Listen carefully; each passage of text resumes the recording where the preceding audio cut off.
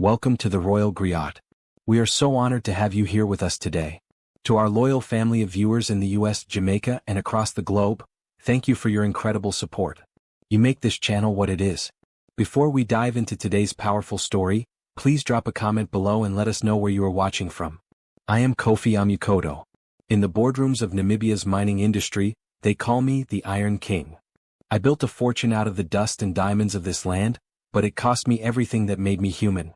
My limousine is bulletproof, my private jet is always fueled, and my heart? My heart is a locked vault. 10 years ago, I wasn't this cold-hearted. I was a man who believed in destiny.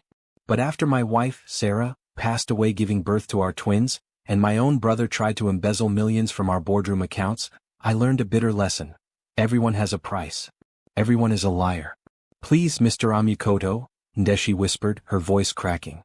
I haven't done anything wrong. The children, they are happy. Happy. I spat the word out like it was poison. My twins, Lucas and Monica, are the heirs to the Amukoto empire. They don't need happy. They need discipline. They need to be prepared for the world. And I see the way you look at this house, Ndeshi. I see the way you look at my mansion as if you've already moved in. You're just a struggling girl from the locations who thinks she's found a golden ticket. Ndeshi was a young woman from Katuchara. She had come to me 6 months ago, desperate for work to support her aging mother. I had hired her as a live-in nanny for the twins because she was the only one who didn't flinch when I barked orders. But lately my paranoia had returned. I noticed things were missing, small things. A vintage watch here, a stack of cash there. I was certain she was the thief. I am a billionaire for a reason, Ndeshi. I stepped closer, my shadow looming over her. I see through people. I see the betrayed look you try to hide. You think because I'm a widower, I'm soft? You think you can play the role of the secret admirer or the replacement mother, and I'll just hand you the keys to my life. I only want to care for them, she said, a single tear rolling down her cheek.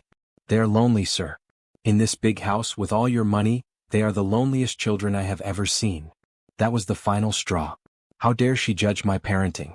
How dare she look at my fortune and see poverty? Get out, I said, my voice low and dangerous. I'm giving you until tomorrow morning. I've already contacted a security firm. I've had hidden CCTV cameras installed in every corner of the nursery and the playroom today. I spent the afternoon setting them up while you were at the market. Tonight I will watch. I will find the proof of your theft. And when I do, you won't just be unemployed, you'll be behind bars. I turned my back on her, walking toward my study. I could hear her soft sobs, but I felt nothing. I had been abandoned by those I trusted before. I wouldn't let a nanny be the one to finally break me. I sat in my leather chair, pouring a glass of expensive whiskey. I opened my laptop and pulled up the live feed of the CCTV. The cameras were high definition, hidden inside smoke detectors and picture frames. I wanted to catch her in the act. I wanted to see her pocketing jewelry or neglecting my children so I could justify the ice in my veins. The screen flickered to life. It was 8 p.m. The house was quiet. I saw Ndeshi enter the nursery. She didn't know I was watching. She thought she was alone with 2 4-year-olds who couldn't testify against her. Now, I muttered, leaning into the blue light of the monitor. Show me who you really are. I expected to see her rummaging through my late wife's dresser, which I kept in the children's wing. I expected to see her sitting on her phone while the twins cried. But as the footage played, my hand stopped midway to my mouth. The glass of whiskey trembled. What I saw on that screen wasn't a crime. It wasn't a theft.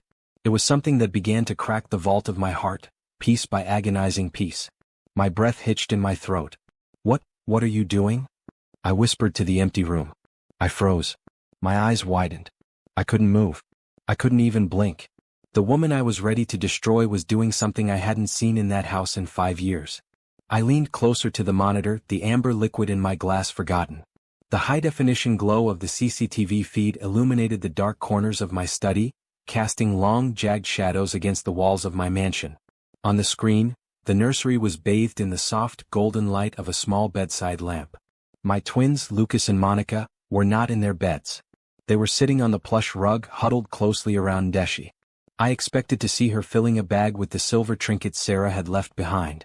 I expected to see her snooping through the mahogany wardrobe where I kept the relics of my past life. But instead, Ndeshi was holding something in her lap. It was a battered old photo album, the one I had hidden at the very bottom of a locked trunk in the attic.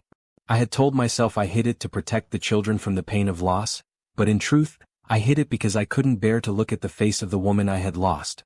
Ndeshi turned a page, her fingers tracing the edges of the plastic sleeves with a reverence that felt like a physical blow to my chest. "Is that Mama?" Monica whispered, her voice tiny and full of a longing that made my heart ache. "Yes, my sweet girl," Ndeshi replied, her voice coming through the speakers with a clarity that made it feel as though she were standing right next to me. "This is your mother, Sarah. See her smile? It's exactly like yours when you laugh." Lucas reached out a small, trembling hand to touch the image. "Papa says Mama went to the stars because she was tired.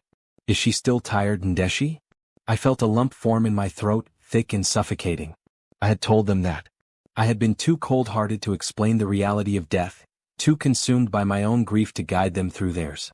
I had treated my children like assets of my empire, well-fed, well-clothed, but emotionally abandoned.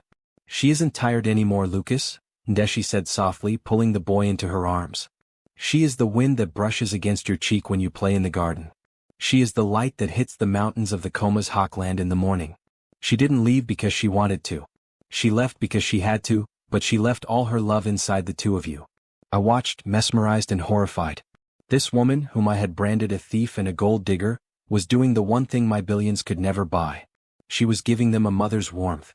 She was stitching back together the pieces of their broken hearts while I was busy protecting my fortune. Suddenly, Ndeshi stood up and walked toward the corner of the room, right where I had hidden one of the cameras. My breath hitched. Did she know? Did she see the lens? She reached into the pocket of her apron and pulled out a small velvet pouch. My eyes narrowed. This is it, I thought. The proof. She's hiding the jewelry. She knelt by the floorboards near the window. I watched as she pulled a loose board aside. But she didn't put anything in. She pulled something out. It was a stack of envelopes, tied together with a simple piece of twine. "What are those?" Monica asked, crawling over to her. "These are letters," Ndeshi whispered. "Since the day I started working here, I noticed how much your papa misses your mama. He is a very sad man even if he acts like a king. So, every night I write down the things you do. I write about the way Lucas shared his toy today. I write about how Monica learned to tie her shoes.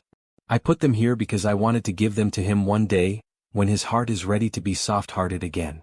I sank back into my chair, the whiskey glass finally slipping from my hand and thudding onto the thick carpet. I wasn't watching a criminal. I was watching a miracle. Ndeshi wasn't stealing from me, she was saving me. She was documenting the childhood I was too busy to witness. She was the mysterious stranger who had entered my house not to take, but to give. But then the feed shifted. My high-tech system was set to cycle through all the cameras every 5 minutes. The screen jumped from the nursery to the hallway leading to my private office. My blood ran cold. A figure was moving in the shadows of the hallway. It wasn't Ndeshi. It was a man, dressed in the dark uniform of the security firm I had hired just that afternoon.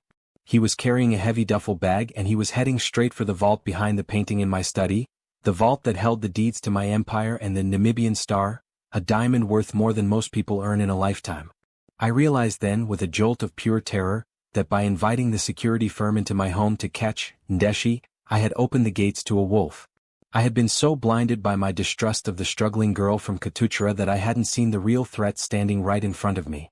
On the screen, the guard reached my office door. He pulled out a specialized electronic device, the kind used by professionals to bypass high-end biometric locks. He wasn't just a guard, he was a specialist. And he knew exactly where I was sitting. I looked at the monitor showing the nursery. Ndeshi was tucking the twins into bed, singing a soft hymn in Ashawambo, a song of healing and forgiveness. She had no idea that a predator was in the house. She had no idea that I was trapped in my study, unarmed, while a man with a silencer moved toward me. I looked at the intercom button on my desk. If I pressed it, I could warn her. I could tell her to take the children and run through the back service entrance. But if I did that, the guard would hear me. He would know I was onto him. He would strike immediately. My mind raced. I was a billionaire. I had won 1,000 battles in the boardroom. I had crushed rivals and built a fortune out of nothing. But in this moment, none of that mattered. My limousine, my private jet, my status, it was all useless. I looked back at the screen. The guard was turning the handle of my office door. I had to make a choice. Do I save my life or do I risk everything to make sure the woman I just tried to destroy, and the children I had neglected, made it out alive? The door creaked open. The light from the hallway spilled into the room, silhouetting the man with the gun. I didn't look at him. I looked at the screen one last time. I saw Ndeshi kiss Monica's forehead. I saw the destiny I had almost thrown away. Kofi Amukoto, the man hissed, stepping into the room. You should have spent more time looking at your guards and less time looking at your nanny. I stood up slowly, my hands raised. Take whatever you want, I said, my voice steady despite the hammer of my heart. But if you touch a hair on the heads of the people in that nursery, there isn't a corner of this earth where you can hide from me. The man laughed, a dry, hollow sound. You think you're still in charge? You're just a man in a big empty house, Kofi. And tonight, the King of Diamonds loses his crown. Just as he raised the weapon, a loud crash echoed from the nursery wing. The guard spun around, distracted for a split second. On the monitor, I saw something that defied all logic. Ndeshi wasn't hiding. She wasn't running. She was standing in the middle of the hallway holding a heavy bronze statue of a cheetah, an award I had won years ago. She looked directly into the hidden camera, her eyes fierce and filled with a protective rage I had never seen. It was as if she knew I was watching. It was as if she was telling me that she was the shield I never deserved. Get out of this house, she screamed, her voice booming through the mansion, breaking the silence of the night. The guard cursed and started toward the door, but I didn't wait. This was my second chance. This was the moment where trust restored could become a reality.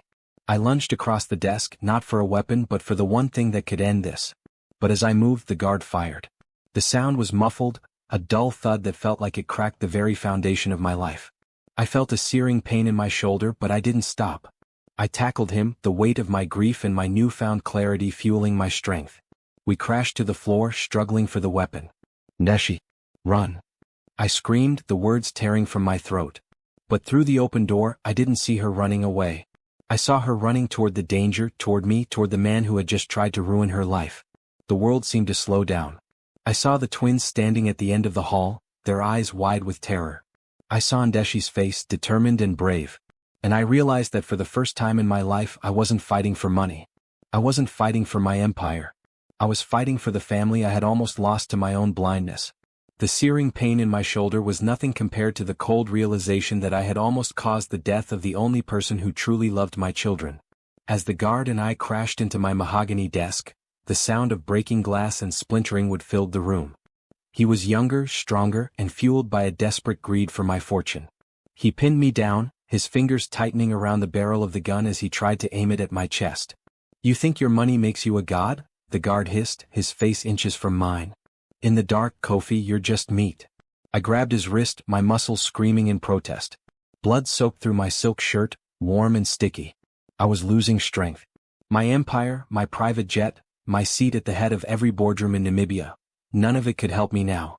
I was a billionaire dying on his own floor because he didn't know who his real friends were. Then a shadow eclipsed the doorway. Let him go. Ndeshi's voice didn't shake. It was a command. The guard started to turn, but he was too slow. Ndeshi swung the bronze cheetah statue with the force of a woman who had spent her life struggling against the world and winning. The heavy metal connected with the side of the guard's head with a sickening crack. He slumped over me, the gun clattering across the floor. Ndeshi didn't hesitate. She didn't scream or faint. She kicked the weapon under the desk and immediately dropped to her knees beside me. Mr. Amukoto. Kofi, she cried, her hands pressing down on my wounded shoulder. Stay with me. Don't you dare close your eyes. I looked up at her, my vision blurring. Behind her, in the hallway, I saw the twins. Lucas and Monica were clutching each other, their faces pale with a terror no child should ever know. I had wanted to protect them by building walls and hiring guards, but I had only succeeded in bringing the devil into their sanctuary. The children, I wheezed, the metallic taste of blood in my mouth. They are safe, she promised, her voice a soothing balm. Lucas, Monica, go to the kitchen and get the first aid kit. Now, be brave for your papa. As the children scrambled away, Ndeshi ripped a strip of cloth from her own apron and tied it tightly around my arm. The pain was exquisite, but it kept me conscious. I looked at her, this woman I had insulted, this woman I had planned to throw into the street. She was the miracle I hadn't asked for. Within minutes, the silence of the night was shattered by the wail of sirens. My security system, now triggered by the struggle, had finally alerted the Windhoek police. But as the flashing blue and red lights danced against the walls of my mansion, I felt no relief. Only a crushing, overwhelming sense of shame. The hospital room in the city center was quiet, the air smelling of antiseptic and the faint scent of the jasmine Ndeshi had brought from our garden. My shoulder was bandaged, the bullet having passed through the flesh without hitting the bone. I was lucky. Or perhaps, it was destiny giving me one last chance to get things right. I sat up as the door opened. It was Inspector Shipanga, an old acquaintance who had handled security for my mines. He looked grim. "We caught him, Kofi," Shipanga said, pulling up a chair. "The guard. He's talking. But I don't think you're going to like what he has to say." I leaned back, my heart heavy. It wasn't just a robbery, was it? No, the inspector sighed. He was hired. Someone gave him the codes to your vault and the layout of the CCTV system you were installing. Someone who knew exactly when you'd be distracted. "My brother," I whispered. The word felt like lead. "Turi," Shipanga confirmed. "He's been betrayed by his own gambling debts. He thought if you were out of the picture, he'd inherit a portion of the empire through the Children's Trust. He's already in custody. We picked him up at the airport trying to board a flight to Johannesburg." I closed my eyes. My own flesh and blood had tried to kill me, while the woman I treated like a criminal had saved my life. The irony was a bitter pill to swallow. I had spent my life building a fortune, thinking it was a fortress, only to find that the people inside the walls were the ones holding the torches. "Where is she?" I asked. "Where is Ndeshi?" "She's in the waiting room with the twins," Shipanga said. "She refused to leave until the doctor said you were stable. Kofi, that woman, she's something else. She kept those kids calm for 4 hours while we processed the crime scene. She's been their rock." "Send her in," I said. "And the children." When the door opened, the twins ran to my bedside. They didn't see the billionaire or the Iron King. They saw their father. I pulled them into my good arm, tears pricking my eyes for the first time in a decade. "I'm sorry," I whispered into their hair. "I'm so sorry." Ndeshi stood by the door, her hands folded in front of her. She looked exhausted, her eyes red-rimmed from crying, but she still carried herself with a quiet dignity that made me feel small. "Ndeshi," I said, my voice cracking. I saw the footage. Before the guard came in. I saw what you were doing with the photo album. And the letters." She looked down, a soft blush creeping over her cheeks.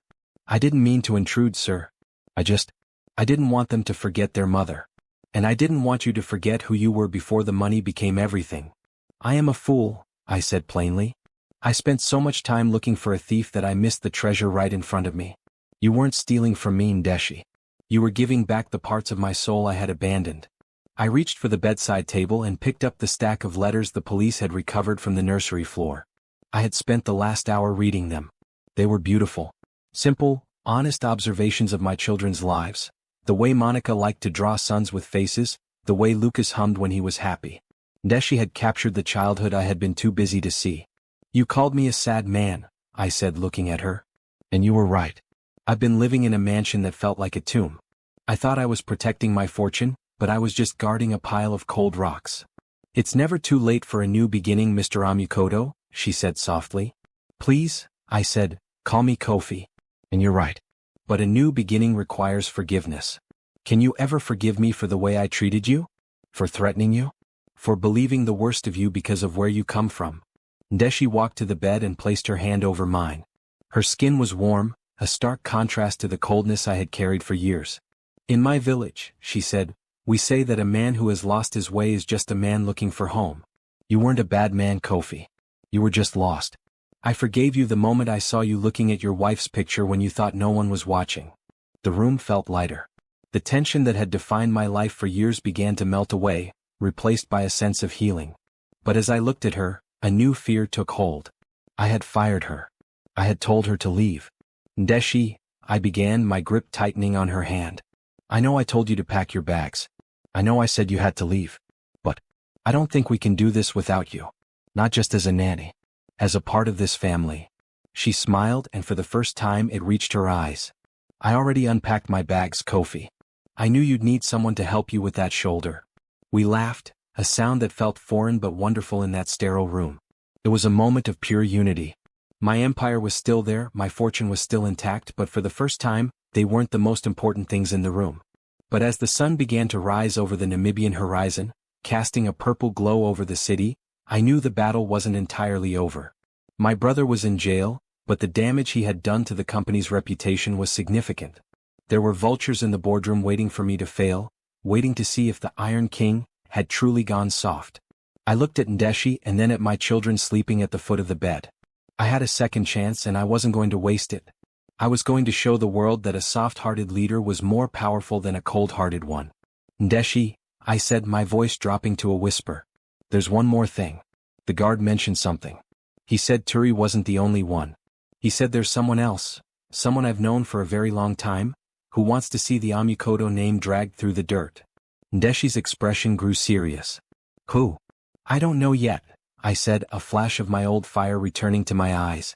But I have a feeling the truth is hidden somewhere in the very place I started. We need to go back to the old house in the village. We need to find the truth before they find us. The mystery of my past was calling, and I knew that to move forward into our happy ending, I had to face the shadows I had tried to outrun. The hospital discharge papers felt heavier than the deeds to my copper mines. As I walked out of the clinic, the dry Windhoek air hit my face, carrying the scent of dust and rain that hadn't yet fallen. For the first time in years, I didn't look for my limousine or wait for my driver to open the door. I walked to where Ndeshi stood with the twins, her simple presence more grounding than any security detail I had ever hired. I had been a billionaire who thought the world could be bought, sold, or silenced. I had been cold-hearted, believing that love was a liability and trust was a myth. But as I looked at the bandage on my shoulder, a physical mark of my own blindness, I realized that my empire was a hollow shell. My brother's betrayal had been the earthquake, but Ndeshi was the foundation that had kept the roof from caving in. We aren't going back to the mansion yet, I said, my voice steady but quiet as we reached the parking lot. Ndeshi looked at me, her brow furrowed in concern. Kofi, the doctor said you need rest. The police are still guarding the house in Ludwigsdorf. That house is a crime scene, and not just because of the robbery, I replied, looking toward the distant mountains. It's a crime scene because of the man I became inside those walls. We are going north. We are going to the village near the Etosha Pan. I need to find the truth, and I need to find the man I used to be. I saw a flicker of something in Ndeshi's eyes, not fear but a deep, resonant understanding. Your roots, she whispered. A tree cannot stand if the soil is poisoned. We didn't take the private jet. I wanted to feel every kilometer of the Namibian landscape. I wanted to see the shifting colors of the earth, from the red sands to the golden grass.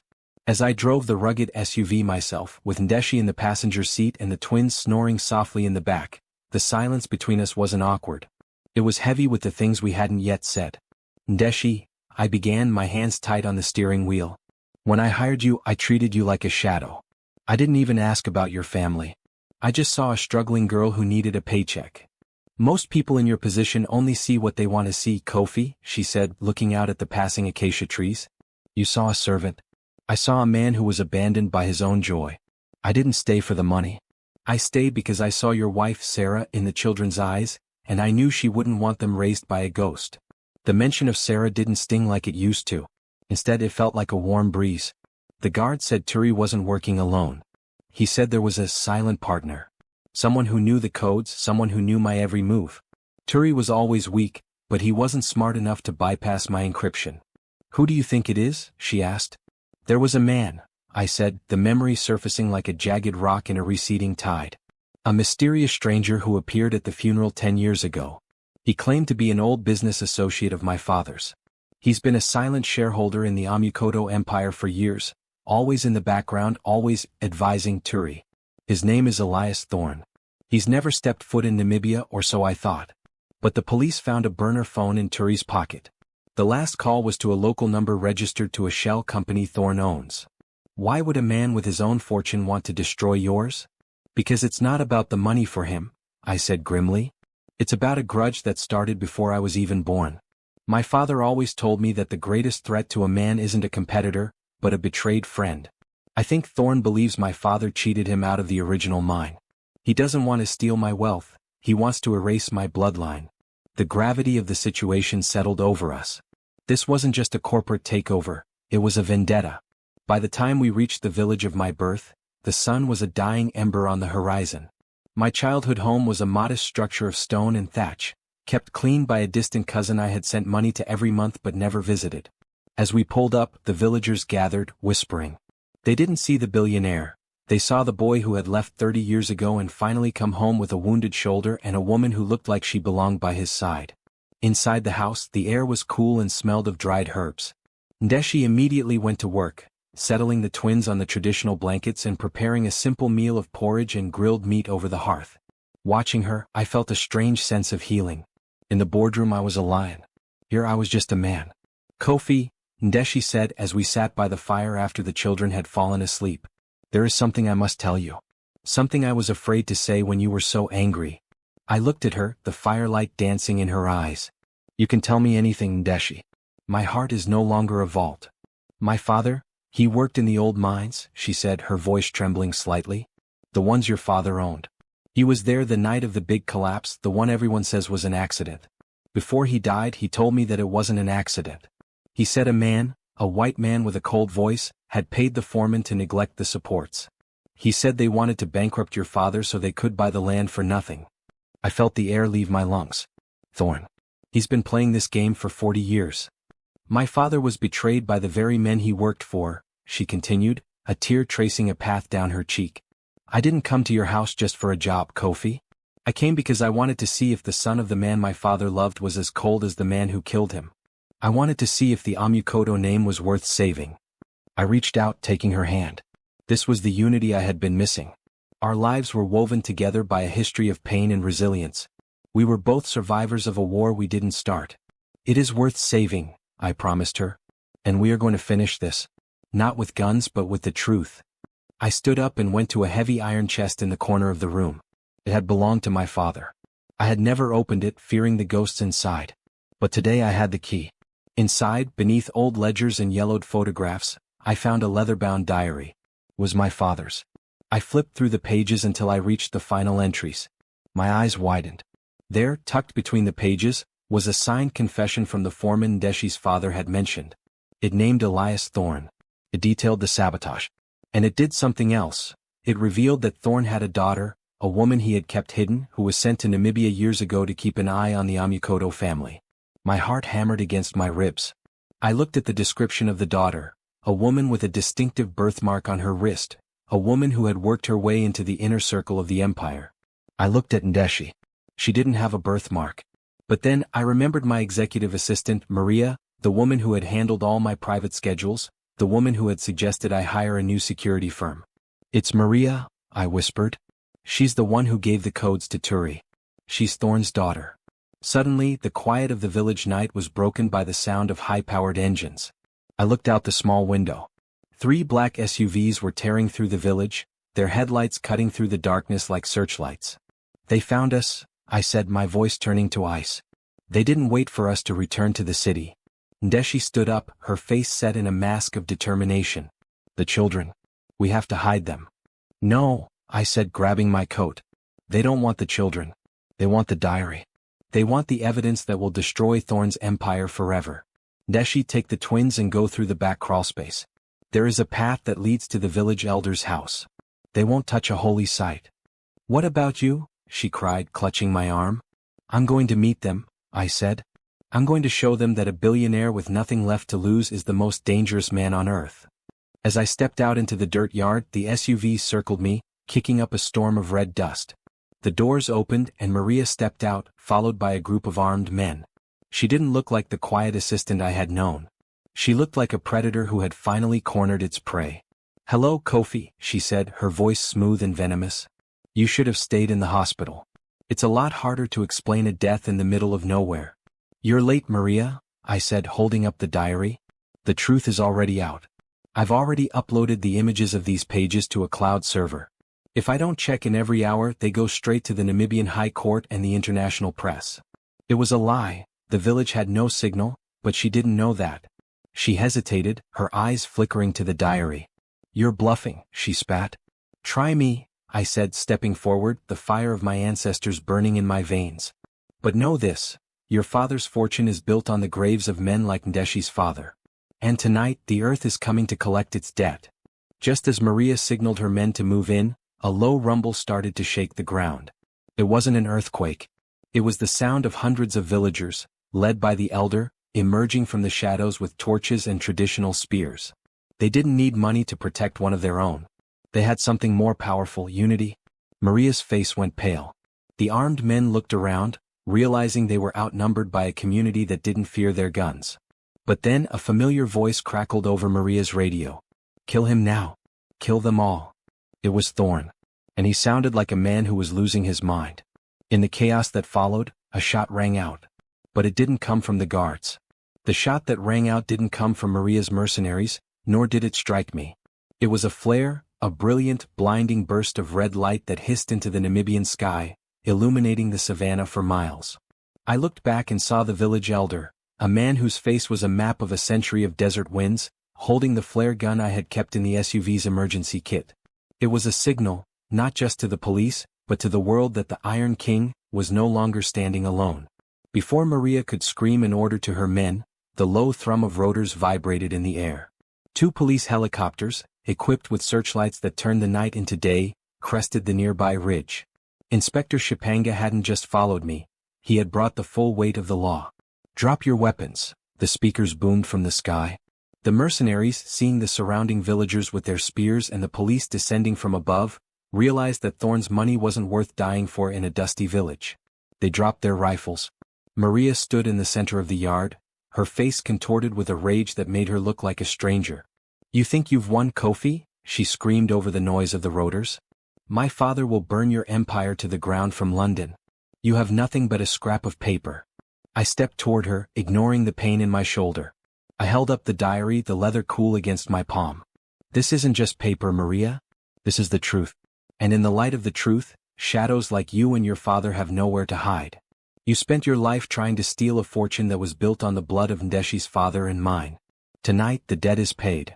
Shipanga's men swarmed the yard, cuffing the guards and leading Maria away. As she was shoved into the back of a police cruiser, she looked back at the stone house, the house of my birth, with a look of pure, unadulterated hatred. But I didn't feel anger toward her anymore. I felt pity. She had been a prisoner of her father's greed just as I had been a prisoner of my own bitterness. 6 months later, the Windhoek sun felt different. It didn't feel like a harsh spotlight on my failures, it felt like a warm embrace. I stood on the balcony of my mansion in Ludwigsdorf. The house was no longer a silent tomb of marble and glass. I could hear the sounds of laughter drifting up from the garden, the high-pitched giggles of Lucas and Monica, and the melodic, steady voice of Ndeshi. My empire had undergone a radical transformation. I had stepped down as the sole CEO of Amukoto Mining, turning it into a cooperative that shared profits with the local communities, the very people whose ancestors had worked the land. The Namibian star diamond, the pride of my fortune, was no longer locked in a vault. I had donated it to the National Museum, with the proceeds of its exhibition going toward a trust for the families of the miners who had perished in the collapse 40 years ago. Poetic justice had served its course. Elias Thorne's company had been dismantled by international regulators after the evidence in the diary sparked a global investigation into his corrupt practices. He died a bankrupt man in a lonely flat, stripped of the fortune he had killed for. My brother, Turi, was serving his time, and though I visited him, I did so as a brother offering forgiveness, not a victim seeking revenge. I turned away from the view and walked toward my study. The laptop was still there, but the hidden CCTV cameras were gone. I had removed them with my own hands months ago. However, there was one screen I still looked at every day. It wasn't a secret feed, it was a digital frame on my desk that looped the videos Ndeshi had taken of the twins when I wasn't there. I sat down and watched a clip of Monica trying to dance like the traditional Himba women we had seen on our journey. Then I saw a clip of Lucas sitting quietly, reading a book to a stuffed lion. But the video that always made me freeze, the one that had truly changed me, was the one from that first night. I clicked play. I saw myself on the screen, the cold-hearted billionaire standing in the hallway roaring at Ndeshi. I saw the look of terror on my children's faces as they hid behind a curtain. And then, I saw what happened after I had stormed away to my study to drink whiskey and plot her firing. On the video, Ndeshi didn't pack. She didn't cry in a corner. She went straight to the twins. She knelt on the floor and pulled them into a circle. "Don't be afraid of the thunder," she told them, referring to my shouting. "Your papa's heart is just a little bit frozen today. But do you know what we do with ice? We warm it up with love." She had then led them in a game, making them laugh until they forgot the Iron King's temper. She had spent the next 3 hours teaching them about healing and unity, telling them stories of their mother's bravery. She had protected their innocence from my own darkness. "Kofi." I looked up. Ndeshi was standing in the doorway. She was wearing a beautiful dress made of traditional Ashiwambo fabric, the vibrant pinks and blacks reflecting the new life we had built. She looked radiant, no longer a struggling nanny, but the heartbeat of this home. "The children are asking if you're coming for the picnic," she said, a playful smile on her lips. Lucas says he won't eat his fruit until the king arrives. I stood up, walking across the room to her. I took her hands in mine. The trust restored between us was the most valuable asset I owned. I'm coming, I said softly. But first, I want to show you something. I led her to the window and pointed toward the driveway. My limousine was parked there, but it wasn't prepped for a board meeting. The trunk was open, filled with blankets, baskets, and toys. I've sold the private jet Ndeshi, I said. And the suburban mansion is next. I've bought the land next to your mother's house in the village. I'm building a school there. A school for the children of the workers. And I was hoping you would be the one to run it. Ndeshi's eyes filled with tears of joy this time. You would leave all this? The empire? The status? I'm not leaving anything behind that matters, I replied, pulling her into an embrace. I spent my life trying to be a billionaire, but I only became a rich man when I met you. You were the secret admirer of my soul, Ndeshi. You saw the man I was supposed to be when I could only see the man I had become. I reached into my pocket and pulled out a small box. It wasn't a diamond from a mine. It was a simple ring carved from the wood of a camelthorn tree from our village, the same tree where we had hidden the night of the standoff. Ndeshi, will you marry me? Not as a billionaire and his nanny, but as two souls who found their way home. She didn't need to speak. Her kiss was her answer, a new beginning that felt like destiny. We spent the afternoon in the garden, the four of us. We ate, we laughed, and we played under the shade of the ancient trees. As the sun began to set, casting long golden shadows across the lawn, I looked at my children. They were happy. Truly happy. They weren't heirs to a cold fortune. They were children of a loving home. I realized then that life is not measured by the size of your fortune or the reach of your empire. It is measured by the moments of forgiveness, the strength of your unity, and the courage to give someone a second chance. My cold-hearted past was a shadow, and in the bright light of my family, the shadows had no power. Love wins, and it wins every single time. As I sat there, holding Ndeshi's hand and watching my twins run toward the future, I knew that my story wasn't an ending. It was a beautiful, sun-drenched beginning. Don't forget to like, subscribe, and turn on notifications for more gripping stories like this. What do you think happens next? Does Kofi truly find peace in the village, or will his past try to find him again? Comment below and let us know where you are watching from.